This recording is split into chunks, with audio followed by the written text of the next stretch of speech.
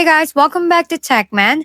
Today, let me show you how to sync GoodNotes from iPad to Windows.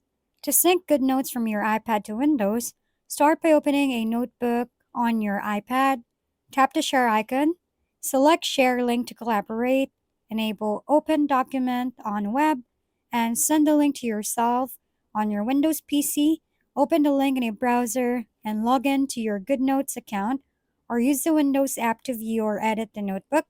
Keep in mind this shares only the selected notebook, not your entire library, and anyone with the link can access it, so disable sharing when finished.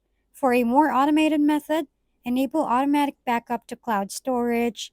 On your iPad, go to GoodNotes settings, select automatic backup, choose Dropbox, Google Drive, OneDrive, or Box, and set the format to PDF. Every change you make will automatically export a PDF copy to your cloud. On Windows, access the cloud folder to view or download the updated PDFs. While this provides up to date copies, they are not editable. If we've been helpful, kindly give us a thumbs up and don't forget to hit the subscribe and bell button for more contents. For any questions and suggestions, comment down below.